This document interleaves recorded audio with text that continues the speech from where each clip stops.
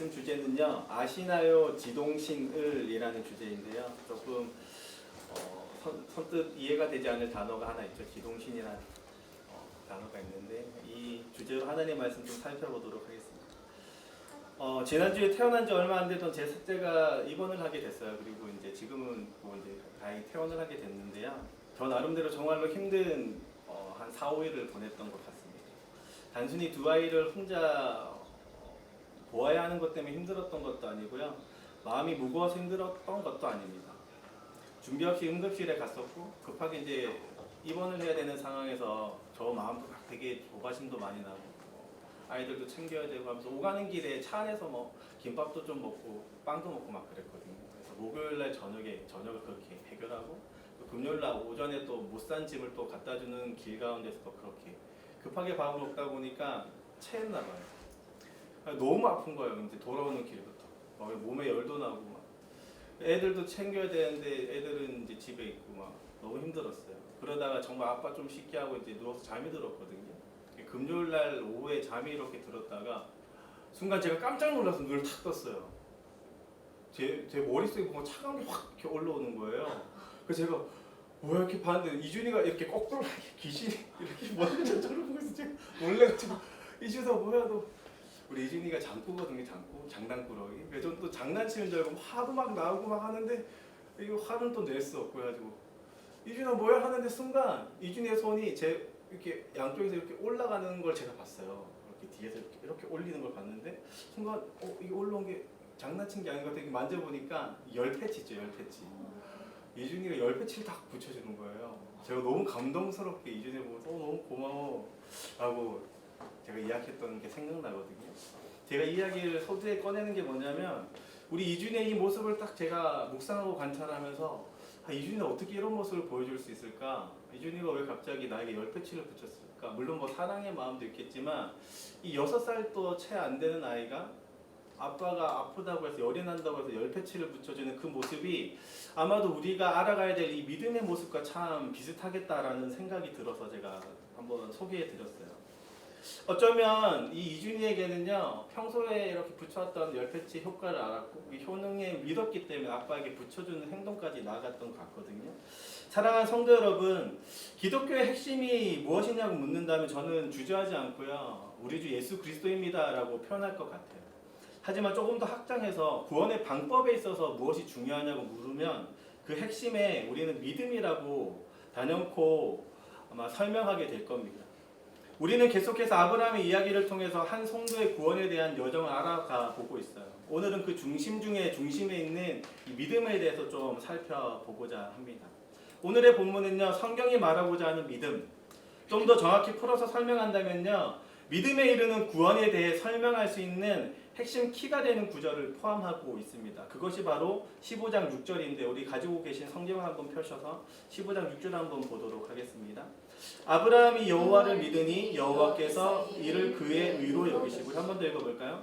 아브라함이 여호와를 믿으니 여호와께서 이를 그의 의로 여기시고.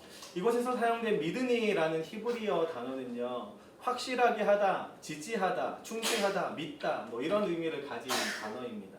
이 어근의 의미는요, 이 어근의 의미의 핵심에는요 확실성에 대한 개념이 있어요. 풀어서 설명드리면요, 아브라함이 하나님에 대한 존재, 좀 더 정확히는 하나님의 약속에 대한 확실함을 지금 가지고 있다는 뜻입니다. 믿음하면 대표적으로 드는 몇 가지 예가 있거든요. 그중 하나를 제가 한번 소개해 드려볼게요. 한번 잘 들어보세요. 프랑스에 있던 고개사의 이야기입니다. 이 고개사 이름은 샤를 블롱댕이라는 사람이에요. 샤를 블롱댕. 좀 특이하죠? 이 사람이요 위대한 도전을 위해서 뉴욕타임즈에 이런 광고글을 올렸어요. 장대를 들고 나이아가라 폭포를 가로질러 외줄타기를 할 예정인데 보고 싶은 분들은 와서 구경해 주세요. 이렇게. 이 사람이 외줄타기를 좀 잘하는 고개사였나 봐요. 그래서 나이아가라 폭포를 외줄로 내가 걷겠다. 많은 사람들 와서 다 이렇게 광고한 거죠. 정말로 많은 사람이 모였고 블롱댕은 정말 장대 하나만 들고 외줄타기를 성공했다고 합니다. 사람들이 얼마나 막 환호를 질렀겠어요. 진짜 대단하다. 그런데 블롱댕은 도전을 거기서 멈추지 않고 현장에서 이렇게 물었다고 해요. 제가 외발 자전거를 타고 폭포를 건널 수 있다고 믿으시는 분들은 한번 박수를 보내주세요. 이렇게 한 거예요. 그 사람들이 와 하늘을 지르고 난 믿습니다. 외줄타기를 해서 가는 것뿐만 아니라 외발 자전거를 타고 건널 수 있을 것 같아요. 사람들이 막 환호를 했거든요. 그리고 진짜 이 환호와 격려 속에서 불롱댕은 외줄타기를 외발 자전거 하나를 가지고 또 성공을 했다고 해요. 진짜 있었던 일입니다. 없었던 일이 아니라. 사람들이 진짜 너무 놀란 거예요. 우와! 이 불롱댕 이 성공에 대한 확신 가운데에서 사람들에게 한 번 더 이렇게 물었다고 합니다. 그러자 사람들이 갑자기 그 열기가 확 식고 되게 침묵이 이어졌다고 해요. 어떻게 물었냐면요. 그렇다면 여러분들은 제가 사람을 등에 업고 갈 수 있습니까? 처음에 막 사람들이 와 환호를 막 질렀거든요. 그러다가 그렇다면 제 등에 업히고 싶으신 사람 한 분 나와보세요 했더니 침묵이 촥. 사랑하는 성도 여러분, 믿는다고 열광하는 것과요, 믿음으로 인해 행동하면서 반응하는 것과는 정말로 차이가 나는 것입니다. 어쩌면 우리는 구원에 대한 핵심을 모르는 것 같지는 않아요. 믿음으로 인해 구원을 얻는다.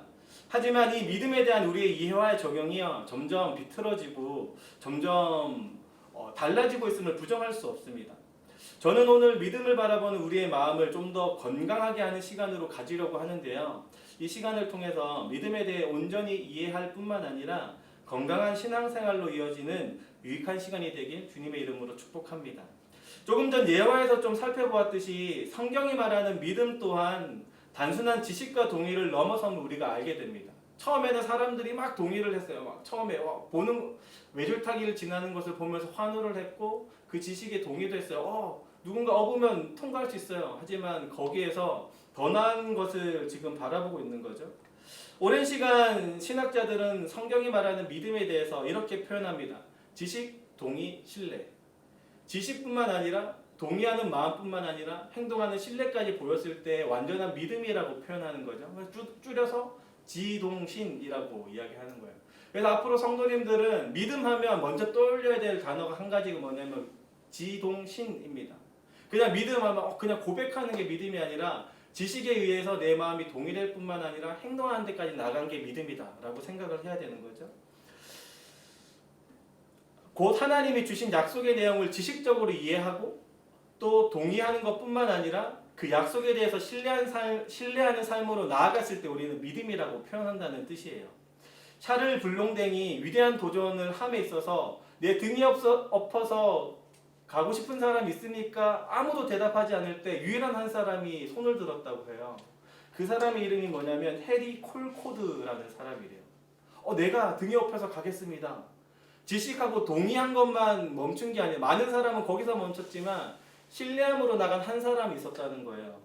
그리고 정말로 샤를 블롱댕은 그 사람을 등에 업고 외줄타기를 해서 성공을 했다고 해요. 그리고 이 콜코드라는 사람이 누구냐면 샤를 블롱댕의 매니저였어요. 수십 번 수백 번 외줄타기를 성공하는 자기의 블롱댕을 보았고 그리고 가장 가까이서 보던 그 모습을 통해서 신뢰함까지 나아간 거죠. 그리고 진짜 등에 업혀서 외줄타기를 성공하는 데까지 나아갔습니다. 어쩌면 우리가 하나님께로부터 구원을 인정받게 되는 믿음도 동일한 것 같아요. 하나님이 이루시는 구원을 위해서 조금 더 풀어서 설명한다면 하나님이 이루어 가시는 약속의 내용들에 대해서 우리는 전적으로 하나님의 뜻을 지지하고 확실한 마음으로 내 모든 것을 내어 맡기는 것. 그것이 바로 하나님이 말씀하시는 지금 오늘의 성경이 말하는 믿음인 것이죠. 유명한 앤서니 후쿠마라는 신학자가 있는데 개혁주의 구원론이라는 책에서 이 믿음에 대해서 이렇게 설명하며 시작합니다. 그럼 예한데 한번 잘 들어보세요. 한 선교사가 책상 앞에 앉아 필사적으로 한 단어를 찾고 있었다. 그는 자신이 선교하고 있는 아프리카 부족의 언어로 요한복음을 번역하던 중에 있었는데 그들 말로 믿음을 뜻하는 표현을 알지 못했다. 최근에 우리 교회에서도 번역하신 선교사님 오셨잖아요. 한 단어를 번역한다는 게 정말 힘든 것 같아요. 이 선교사님이 골똘히 생각에 잠겨 있을 때에 그 부족의 한 사람이 선교사의 오두막집에 찾아와 의자에 털썩 앉으며 이 의자에 내 온몸을 맡긴다는 의미를 지닌 말을 탁 내뱉었다고 해요. 이 부족의 사람이 그 순간 선교사는 벌떡 일어나 기뻐 춤을 추며 이렇게 외쳤다. 와, 이제야 떠올랐다. 믿음이란 우리의 온몸을 그리스도에게 맡기는 것이다. 이렇게 그 선교사님이 외쳤다고 해요. 사랑하는 성도 여러분, 분명히 구원에 이르는 믿음은요, 우리의 모든 행동들을 변화시킵니다. 불농댕의 매니저가 그랬듯이, 혹은 원주민이 의자를 의지함으로 앉으면서 진짜 행동을 변화시켰듯이, 또 서두에 설명드렸던 저의 이준이가 그랬듯이, 무엇인가 의지함으로 내 온몸을 맡기려고 하면 그 믿음이 작동되면 진짜 행동에까지 나아갑니다. 이 신뢰의 모습까지 내어 비치는 것이 믿음이라는 뜻이죠. 중요한 것은요, 우리는 우리의 믿음을 되돌아볼 때 정말 전적으로 하나님을 신뢰하고 있는가라는 물음에 우리가 선뜻 대답할 수 없다는 거예요. 선뜻 확실한 대답을 할 수 없는 게 우리입니다. 내가 진짜 모든 영역에 있어서 하나님께 내 모든 걸 전적으로 내어 바치고 있나? 오늘 아브라함에게 하나님이 말씀하신 것처럼 너의 믿음을 내가 보았고 그 믿음을 내가 의롭다고 여기겠다라고 한 그 믿음을 인정하는 믿음에까지 내가 지금 내비치고 있나? 내가 진짜 전적으로 하나님을 의지하고 있나? 이 물음에 우리가 선뜻 대답할 수 없을 때를 보게 된다는 거예요. 그렇다면 우리가 그러지 못할 땐 우리의 믿음은 잘못된 것일까요? 우리가 정말로 다 의지하지 못하는 이 순간의 믿음은 잘못된 믿음이라고 우리가 말할 수 있을까요? 그리고 이 믿음은 정말로 구원에 이르지 못하는 믿음일까요? 우리 성도님들은 어떻게 생각하시나요? 저는요, 순간순간 내가 진짜 하나님을 제대로 의지하지 못하는 믿음을 보일 때마다 저에게 위로가 되는 한 구절 성경이 있어요. 로마서 1장 17절이거든요. 이렇게 되어 있습니다. 로마서 1장 17절입니다. 복음에는 하나님의 의가 나타나서 믿음으로 믿음에 이르게 하나니 기록된 바 오직 의는 믿음으로 말미암아 살리라 함과 같으니라. 이렇게 기록되어 있어요. 믿음으로 믿음에 이르게 하나니. 역사적으로 많은 신학자들도 이 구절을요 되게 해석하기 힘들어하는 난해 구절로 꼽히고 있습니다. 그래서 많은 신학자들조차 다르게 해석하는 구절이 이 믿음으로 믿음에 이르게 하나니 요 딱 짧은 구절이에요. 다양한 의견 속에서도 좁혀지는 한 가지는 뭐냐면 믿음을 강조하고 있는 수사법이라는 거예요. 그래서 오직 믿음으로 구원에 이른다고 지금 바울이 강조한다는 뜻이죠. 그런데 저는 믿음으로 믿음에 이르게 하나니 이 구절을 보면서 계속해서 아브라함의 인생이 떠오릅니다. 그것을 좀 함께 나누려고 해요.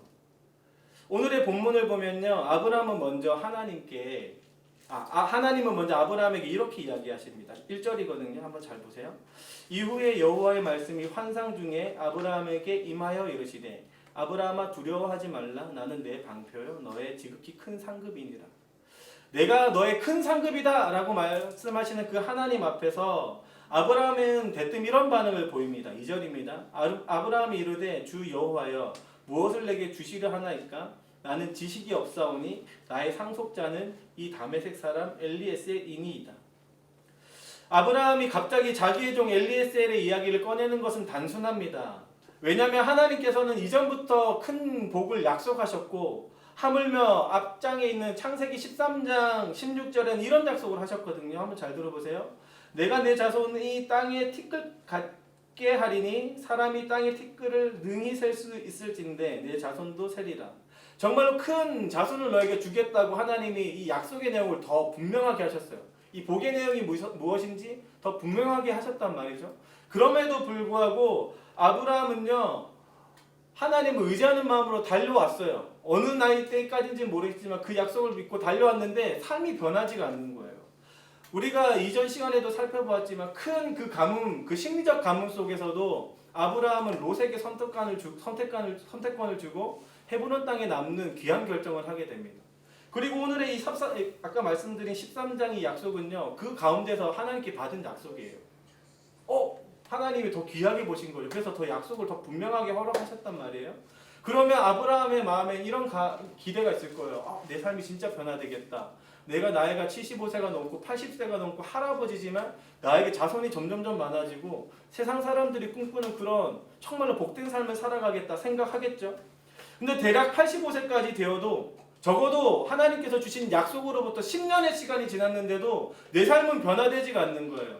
다른 재산들은 막 넘쳐났는지 모르겠지만 하나님이 약속하신 그 본질 그대로 자손은 생기지 않는 겁니다. 너에게 큰 상급이라는 하나님의 말씀을 이제는 아브라함이 신뢰할 수 없는 상태까지 나아간 거죠. 하나님 큰 상급이라는 하나님의 말씀 난 믿을 수 없습니다. 자손을 주신다고 하셨죠. 하지만 저희가 지금 자손이 없어요. 그러니까 나의 종 엘리에셀이 이제 나의 상속자가 될 겁니다. 이렇게 비꼬아서 지금 이야기하고 있는 상태인 겁니다. 사랑하는 성도 여러분, 어쩌면 우리의 믿음도요 아브라함과 같은 자세로 하나님을 대하고 있는지도 모르겠습니다. 아브라함의 눈에는요 각종 될 수 없는 이유들만 보였어요. 아니 안 될 수 없는 상황들만 눈에 보였고 해석되어졌습니다. 내 점점 나이가 많아지는 것, 그리고 나에게 자손이 없는 것, 하나님의 약속은 이루어질 수 없는 것처럼 보이고 그 상황 속에서 내 이성이 작동되는 거예요. 하나님의 약속은 이런 뜻인가 보다. 하나님이 말씀하신 자손은 이런 의미인가 보다. 내 마음대로 해석을 하기 시작하는 것이죠. 하지만 하나님은 이런 상황 가운데에서 아브라함을 꾸짖지 아니하시고 더 확실한 약속을 허락하셨습니다. 그리고 오늘의 본문이 그걸 보고 있어요. 믿음에서 믿음으로 이룰 수 있는 과정을 하나님이 지금 설명하고 있는 것이죠. 하나님은 이렇게 아브라함이 믿지 못하는 상황 속에서 더 분명한 약속을 하나님께서 허락하심으로 믿지 못하는 믿음에서 더한 믿음으로 나아갈 수 있는 믿음으로 하나님 지금 이끌고 있는 모습이 지금 보이고 있는 겁니다. 저는 이 로마서 1장 17절을 해석할 때 이런 하나님의 위대하심을 좀 맛보게 됩니다. 분명 우리의 믿음은 하나님께서 주신 선물이에요. 그런데 이 믿음이요 마치 다 자라지 못한 씨앗 상태로 우리 마음 가운데 놓여져 있을 때를 보게 됩니다. 만개한 나무처럼 더 자라서 풍성한 나무로 보이지 않을 때를 보게 돼요. 하지만 오늘의 말씀을 보면 이 로마서 1장 17절은요 우리에게 주신 하나님의 말씀의 씨앗이 믿음의 씨앗이 점점점 자라나서 풍성한 나무에게까지 이룰 수 있다고 우리에게 이야기하고 있는 겁니다. 그런데 오해하지 않길 소망해요. 이 로마서 1장 17절에 대해서 저는요 이 연약한 믿음에서 굳건한 믿음으로 나아가는 데까지 나아가야만 정말로 하나님이 꿈꾸시는 믿음으로 보여야만 연약한 믿음에서 굳건한 믿음으로 나아가야만 구원을 받을 수 있다고 제가 이렇게 해석하는 것이 아닙니다. 혹은요 이 두 가지의 믿음이 다르기 때문에 이 믿음이 진짜고 이 믿음이 가짜라고 지금 제가 구별하는 것이 아니에요. 오늘의 아브라함이 이 하나님 앞에 보이신 믿음이 참된 믿음이고 이전에 보였던 믿음은 잘못된 믿음이라고 표현하는 것이 아니라는 뜻입니다. 말 그대로 씨앗 형태의 믿음이 나무로 자라날 수 있다고 설명드리는 거예요. 하나님 입장에서 봤을 때 믿음이라는 씨앗은요 씨앗도 똑같은 믿음이고 나무로 자라는 믿음도 똑같은 믿음이에요. 이 말이 무슨 말이냐면 DNA 구조로 봤을 때 이 씨앗 안에는 나무로 자랄 수 있는 모든 게 다 담겨 있다는 거예요. 형태만 씨앗일 뿐이지 나무의 이 모습은 이미 확정되어 있는 모습이라는 거예요. 로마서 1장 17절 이야기하는 것을 제가 해석하는 바로는 이 하나님이 주신 믿음에서 아름다운 믿음으로까지 자라나게 하시는 것은 하나님이 꿈꾸시는 일이고 그 일이 완성되어 갈 것이고 이 믿음으로부터 믿음으로 이루는 모든 전 과정을 하나님이 의롭다고 여기신다는 뜻입니다. 이해가 좀 되시나요? 너무 철학적인가요? 사랑하는 성도 여러분, 우리의 믿음은 이러한 믿음입니다. 계속 자라나야 할 믿음이고 자라가야 할 믿음입니다. 부족하고 작고 너무나 연약한 믿음처럼 보일 수도 있지만 믿음의 본질로 봤을 때 하나님이 똑같이 의롭다고 여길 수 있는 믿음이라는 거예요. 이것을 뒤집어서 설명하면 우리의 눈으로 연약한 믿음이라고 평가할 필요가 없다는 거예요. 평가해서도 안 되고 우리가 나약하게 보아서도 안 됩니다. 반대로 나에게 적용한다면 내 지금 모습이 흔들리고 있고 연약하고 너무나 부족해 보여서 내가 구원에 이르지 못하는 거 아닐까? 염려할 필요가 없다는 거예요. 이미 하나님이 부어주신 믿음 그대로는 아무리 연약할지라도 언젠간 풍성한 나무로 자라나게 될 그 본질 그대로의 믿음, 똑같은 믿음이라는 뜻이기 때문이죠. 사랑하는 성도 여러분, 분명히 이 로마서 1장 17절이 이야기하는 것처럼 믿음으로 이르게 되고 그래서 우리는 하나님께로부터 구원을 얻게 됩니다. 그리고 이 모든 것은 의로운 하나님께서 완성하신 일들이에요.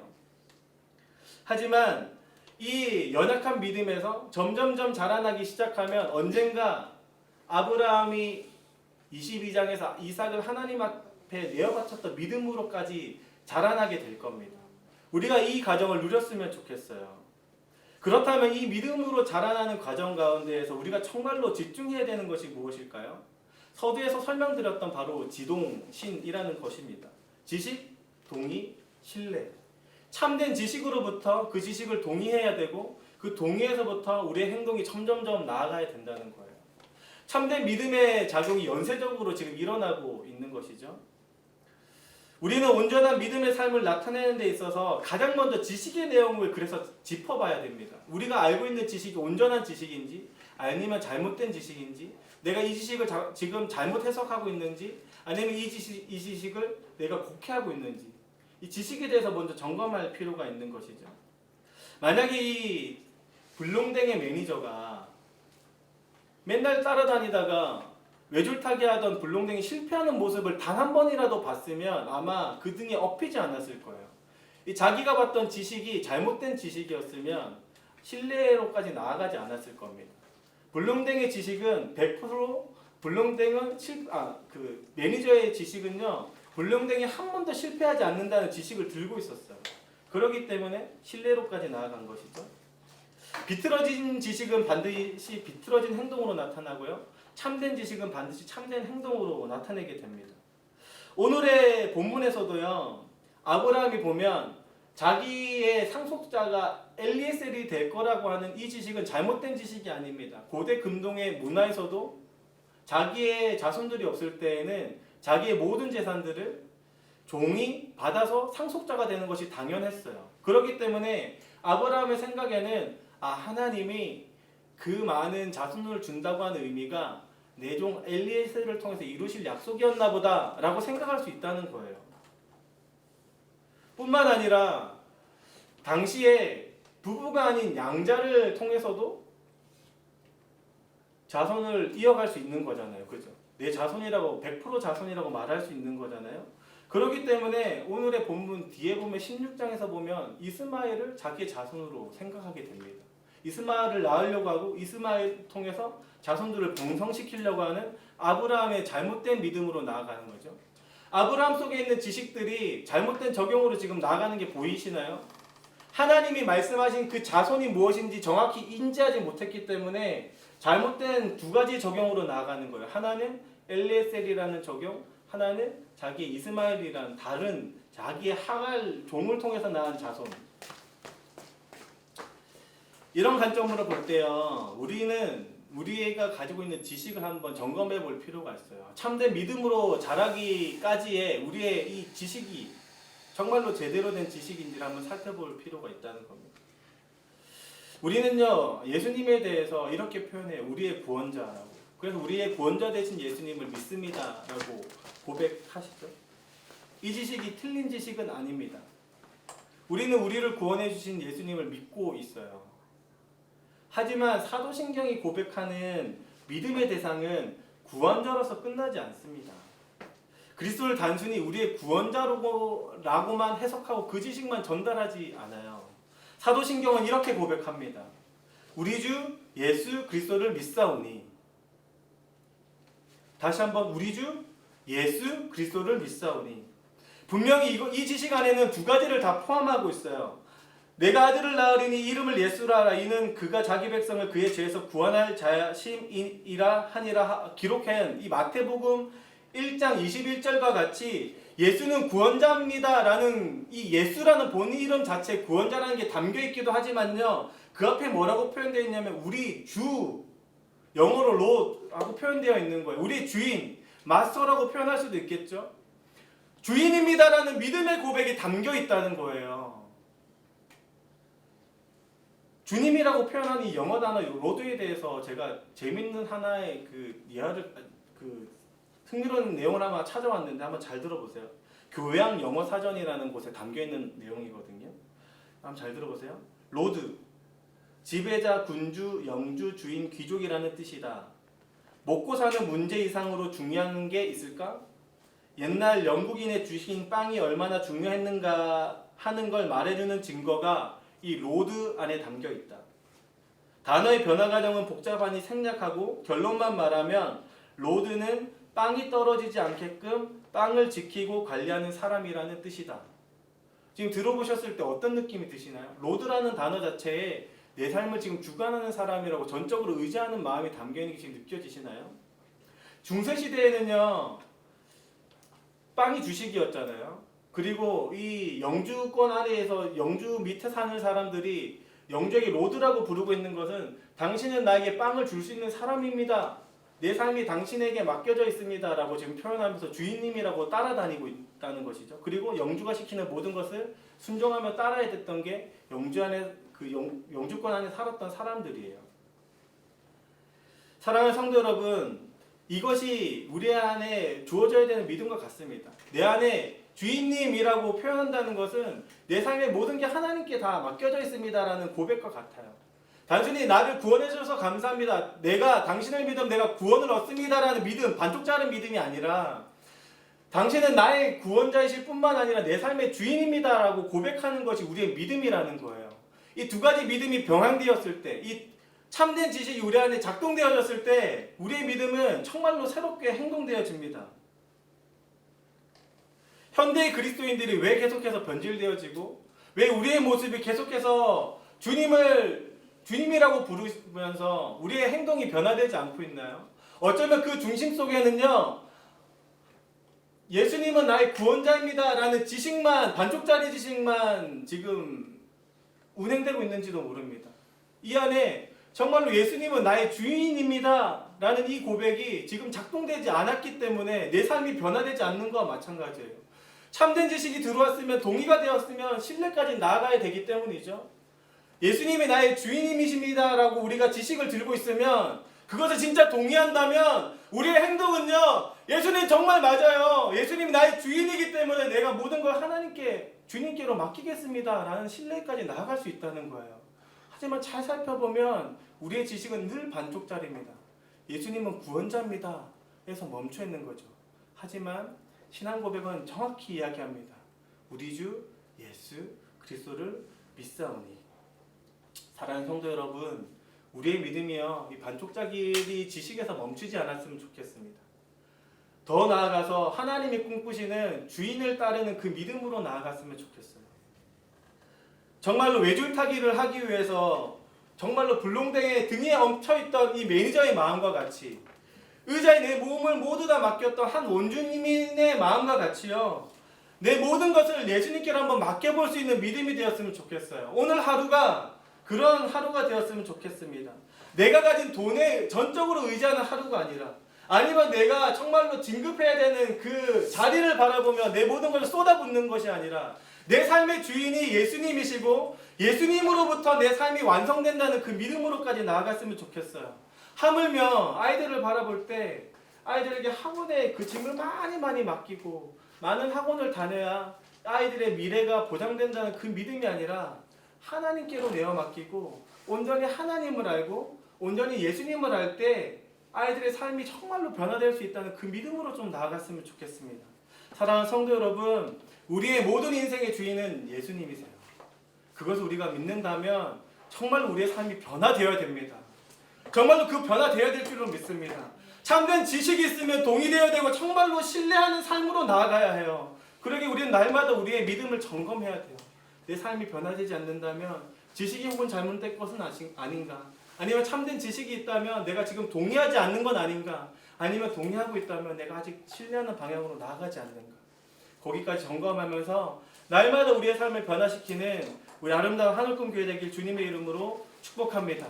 더 나아가 우리의 믿음이 지금 연약할지라도 이미 부어주시는 그 믿음으로 하나님께서 아름다운 믿음으로 자라나게 하실 것을 믿으며, 또 오늘의 믿음이 비록 부족할지라도 구원에 이르기에는 부족함 없는 온전한 씨앗이라는 것을 믿으며 앞으로 펼쳐질 미래를 꿈꾸며 나아가는 우리 성도님들 되기 주님의 이름으로 축복합니다. 우리 함께 찬양하며 나아가도록 하겠습니다.